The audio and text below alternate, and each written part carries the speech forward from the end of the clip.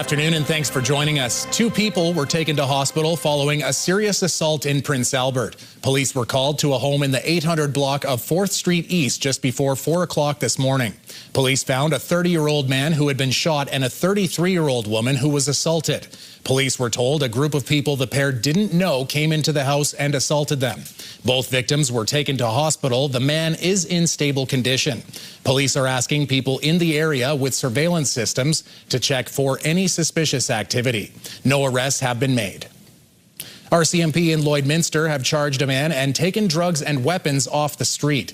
On Friday, officers located a man known to be on a warrant near a motel on 44th Street. When they approached him, he fled on foot but was located and arrested a short time later.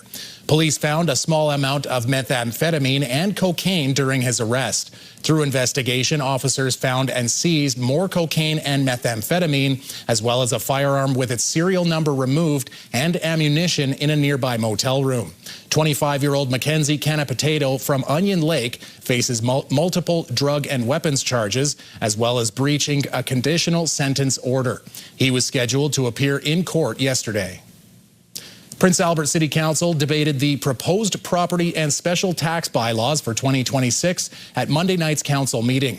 The proposed increase to residential property tax in 2026 is $77 a year for properties assessed at $120,000 and $255 for properties assessed at $450,000. This includes an increase of $12 for base tax and special tax related to fire, policing, snow, and roadway operations. City administration says these increases are part of a proposed tax plan intended to address the additional $3.5 million needed to balance the city's approved operating and capital budgets and reserve allocations. We will have to have a special meeting. There was some discussion tonight about splitting out the different funds to deal with them independently. That means we will be coming back on Wednesday. Once approved, the 2026 property tax rates will be posted on the city website on Thursday, April 23rd. The RM of Corman Park is getting serious about reworking its partnership with the city. The RM Council is looking to formally withdraw from a regional growth plan. Since 2014, Corman Park, Martensville, Osler, Saskatoon, and Warman have come together to guide an overall growth plan for the area. But the RM says its growth plans are often competing with the city of Saskatoon, resulting in missed opportunities because of delays and red tape. During a meeting Monday morning, Corman Park councillors described the city as acting in bad faith time and time again, with the planning for growth plan creating a mess of bureaucracy. The RM says what works for the city isn't working for Corman Park any longer. When we put things forward, each of those other constituencies have a veto over us, but yet we don't have any input into what they do in their jurisdiction. So we just think it's time for change. This document has to be a working document. It has to move forward and has to have some pretty major changes negotiated and talked about that work for everyone. Saskatoon Mayor Cynthia Block says the city has a great partnership with its regional members, and the overall growth plan has potential to create regional projects that are not just for one municipality. A final decision is expected in June. Several long-forgotten bylaws in Saskatoon are set to be scrapped. Councillors at a city committee meeting have unanimously supported a recommendation to repeal 10 bylaws. Most date back nearly a century and are deemed outdated or redundant by newer policies and are no longer enforced. One prohibits the sale of milk to homes before 7 a.m. Another bans children under 15 from being in public places after 10:30 p.m. without supervision. Those found in violation could be taken to a children's shelter, and parents could face fines ranging from $1 to $5, depending on the number of offenses. The city solicitor says the review has prompted upcoming amendments to Cities Act that will require municipalities to publish all bylaws online. A lot of these bylaws date back to the late 1920s. Saskatoon would have only been a city for about 10 years at that point. The population was obviously significantly different than it is now. The recommendation will now go before City Council for a final decision.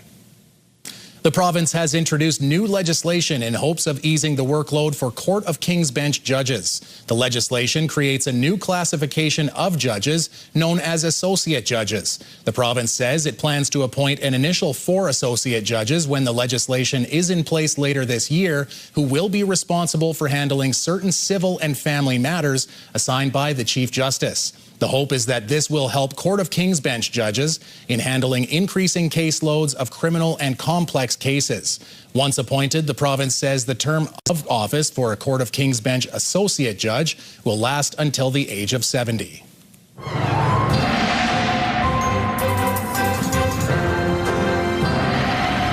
Well, Jeff, let's take the positives when we can get them. Another sunny, nice day. Sunny, nice. If by nice we mean warm, much warmer than seasonal. That was pretty much the case right across the province, John.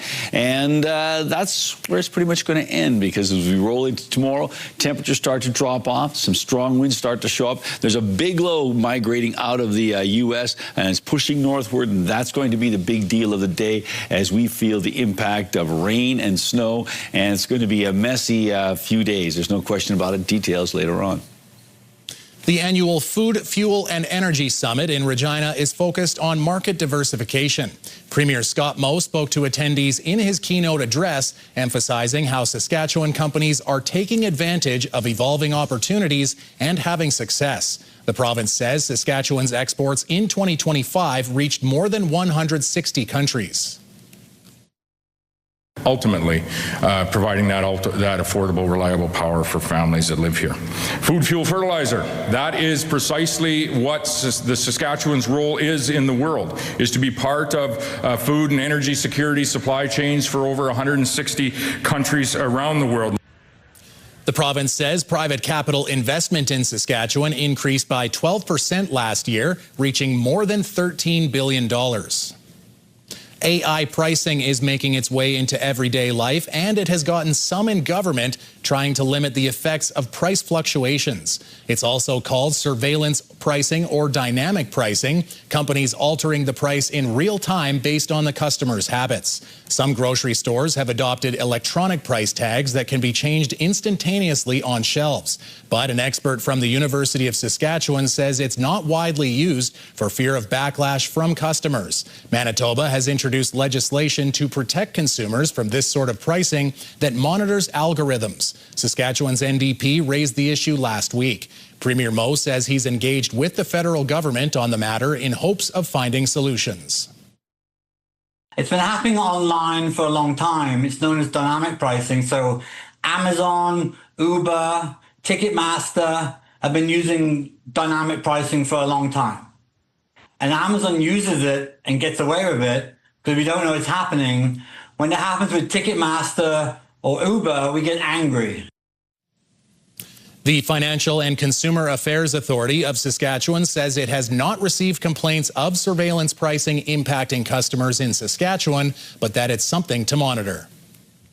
Despite protesters outside the council chambers in the RM of Sherwood, the decision to move forward with a major AI data center was unanimously approved.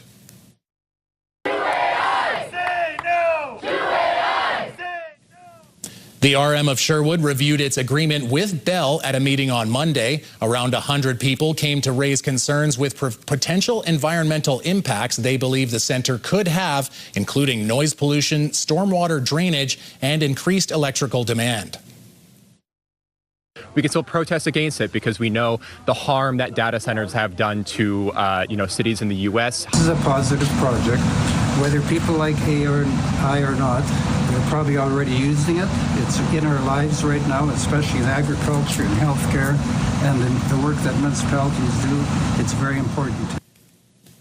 A spokesperson for Bell says it went through the province's environmental impact assessment.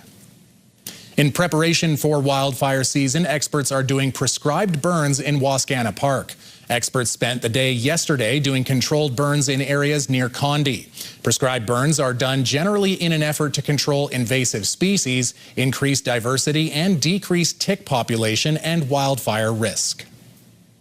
When we come back, another segment of Indigenous Circle. Sierra de Souza Butts breaks down the 50th anniversary of First Nations University.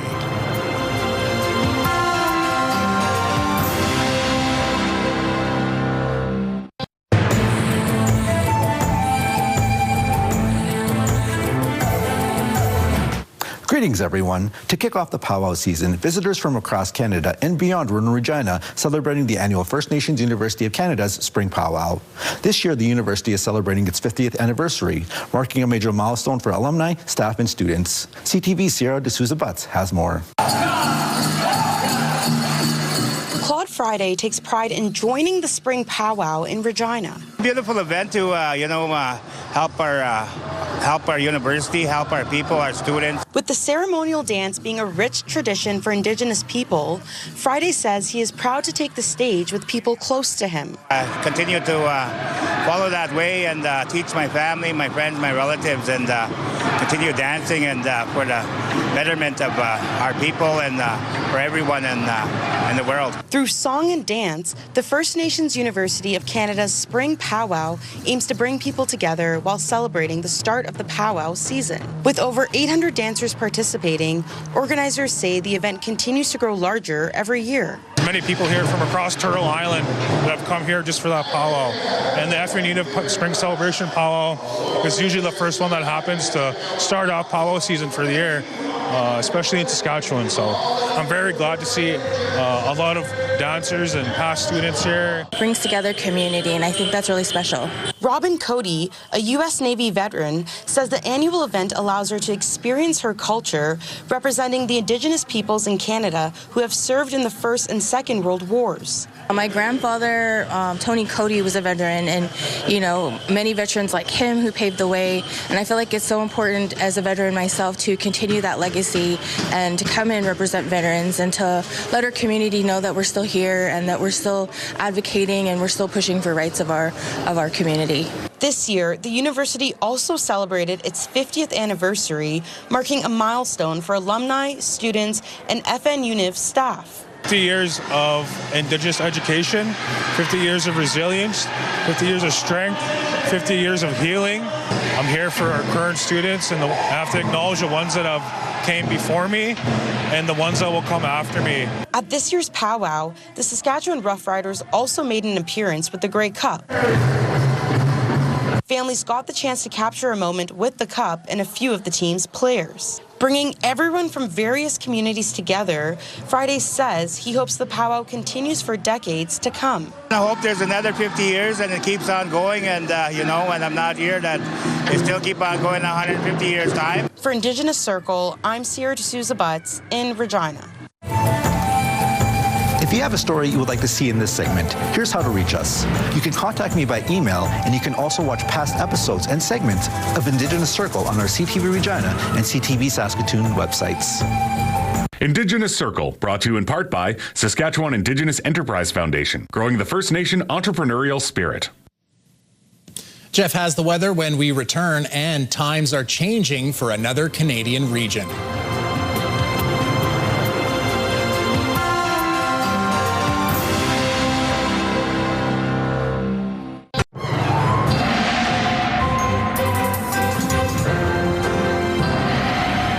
All right, Jeff, times they are a-changing because Thanks, today Bob. it was kind of nice out, and it's not going to last that way. No, it's not. No, we've got ourselves some messy conditions on the way, and it's all it's all because of this big low pressure area that is down in the US of A. We don't really see it on our map quite yet, but it is developing and is going to sort of cross across. It's really not necessarily going to become, push way into Saskatchewan in terms of the low itself. The center of the low will track across Montana and the Dakotas, but it's a very robust low. And so on the backhand side, the counterclockwise rotation on that low, it's going to bring a lot of cold air. It's going to drag that cold air down, and it's really going to impact what's going on with our situation. So it's many places it will start off as rain, but then as we make our way into Thursday and Friday and possibly Saturday, it's going to be a snow event. So it's a nasty situation to be dealing with in the latter part of April. Let's take a look at our next 24 hours. You can see those pressure lines getting real close. Yes, Wednesday is going to be a windy day, a windy Wednesday. The storm track tends to to be going north of Prince Albert, so we'll keep that in mind. Doesn't look as though Saskatoon and Regina are going to get impacted, but certainly Prince Albert and the region in and around the Gateway City looks like it's getting rain, and then some places a little further north getting some snow in the next 24 hours. So I'll get out of the way here and we'll take a look at some numbers together. 3 degrees in Spirit Wood tonight, 6 in the Battlefords, 2 on the plus side for Candle Lake, Birch Hills, and Rostern, and increasing clouds in all these locations. 1 degree in Nipawin, the same for Melfort overnight. And then we roll into tomorrow, where yes, we have rainy conditions for Spirit Wood, the Battlefords, Rostern, and Candle Lake. Wind will be the big deal of the day in Birch Hills and Nipawin, and Melfort expecting cloudy skies. And 7 degrees the expected high in Spirit Wood and Candle Lake. 11 in the Battlefords tomorrow. 8 degrees though for Birch Hills, Rostern, Melfort, and Nipawin. So that's how things are shaping up tomorrow for the region in and around Prince Albert. Let's take a closer look at Prince Albert in detail. Increasing clouds tonight with some fog patches developing to the expected overnight temperature. And yes, there is a chance of some showers tonight. And then as we roll into tomorrow, we've got ourselves a 50% chance of showers, and it's going to be a windy day, as I mentioned. 8 degrees for a daytime high, so that is below seasonal. And then we take a look at the next few days thereafter, and look at those temperatures. Just, it's a rocket ride to Cold Town. We've got ourselves, we say a 90% chance of flurries. We could see, you know, over 5 to 10, probably over 10 centimeters of snow as we make our way from Thursday, Friday into Saturday. It's very dodgy because with the rain-snow mixture, but we are getting a lot of precipitation regardless. And then in terms of bouncing back, well, look at that. Sunday, 0 degrees, 3 on Monday and Tuesday, and that is significantly cooler than we would typically have as we make our way into the last week of April. Well, and let's hope some of that makes its way into the rivers so that we can enjoy some nice high rivers and some good water content. That would be great. And as we can avoid any flooding, that would be a bonus. No question about it, John. There you go. Exactly. Well, that's not the only thing that's changing, because the Northwest Territory is the latest to ditch the twice-a-year daylight savings time clock change. The Premier says the Territory will remain on permanent daylight saving time. R.J. Simpson says residents have previously supported the idea, and doing so now with Alberta makes the most sense. Alberta is expected to introduce legislation this week to stay on daylight saving time. It's following BC's lead, which made the change last month. Do you have a community event you would like to promote? Or maybe you'd like to draw attention to your organization. Let your local CTV station help you spread the word. Contact us at 306-922-6020 or email panews@ctv.ca. You can appear on CTV Prince Albert's News at 5 and get your message to our viewers.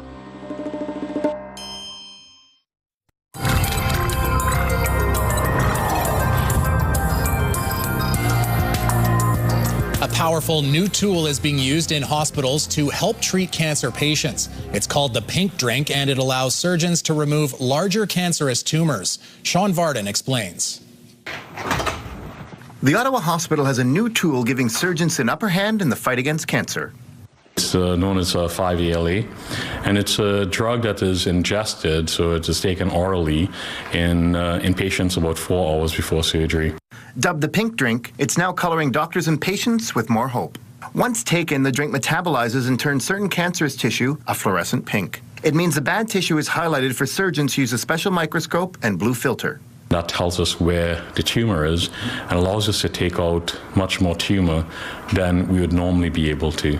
It tells us where the tumor is, and more importantly, it tells us where tumor isn't. I was very pleased that it lit up the cancerous cells and that they were able to cut out all the tumor and some of the meat around it to ensure that they got all the cancer out of my spine. For Jody Stang, the Pink Drink made a better outcome, with doctors having a clear roadmap on what to remove, limiting neurological damage. But if you're wondering how it tastes, I must say it was the most horrible drink that I've ever had in my life. But then a few hours later, they wheeled me down to go to surgery. The Ottawa Hospital investing big money to give patients a better chance. And while Jody's surgery allowed for precision in his back, doctors are impressed by the level of precision it can have while operating on the brain. Glioblastoma is one of the deadliest brain cancers, and Dr. Mohammed believes his liquid will improve the quality of outcomes. The pink drink is one of those things that allows us to give patients more hope when they perceive no hope, and that is important. Sean Varden, CTV News. Saskatchewan is dedicating the month of April to raising awareness for organ and tissue donations. Today, the province revealed a new awareness campaign. It features stories of those who were impacted by the organ and tissue donation process. I'm keeping my daughter's legacy alive by doing what she did as a young philanthropist and advocate for many medical kiddos, and so I want to make her proud. And so I am doing the best I can to speak to a lot of our youth, and I go to a lot of schools and a lot of events and a lot of fundraisers and talk at those events and share our story and share her brave story. Mother died while on a transplant wait list is creating paintings in honor of the donors. Brought to you by Saskatchewan Union of Nurses. Thank you to Saskatchewan's 11,000 registered nurses. Okay, Jeff, this is a site 34 years in the making and one that's a little confusing to me. The historic Lighthouse at Australia's Green Cape is shining once again. Built in 1883, the lighthouse was decommissioned during the 90s and replaced with a lattice light. The lattice reached the end of its service life, and officials realized it was cheaper to restore the original lighthouse to its original glory. Interesting fact, Jeff, and I think we'll get a little look at that lattice. It's very ugly compared to that one, but the oldest lighthouse in North America belongs to the Sambro Island Lighthouse in Nova Scotia, and you might know when it was built because you've been to Nova Scotia, haven't you? Yeah, I lived there. There you go. So do you have any interest or history on the Sambro Island Lighthouse? I have Zippo Whippo to add about the Sambro Island Lighthouse. And before I tell you, just we could see it there. You saw the nice original lighthouse and that kind of rickety metal structure. I'm quite glad they're getting rid of that. But the original lighthouse in Nova Scotia, 1758. That's the oldest in North America. Sweet. There you go. Fun fact.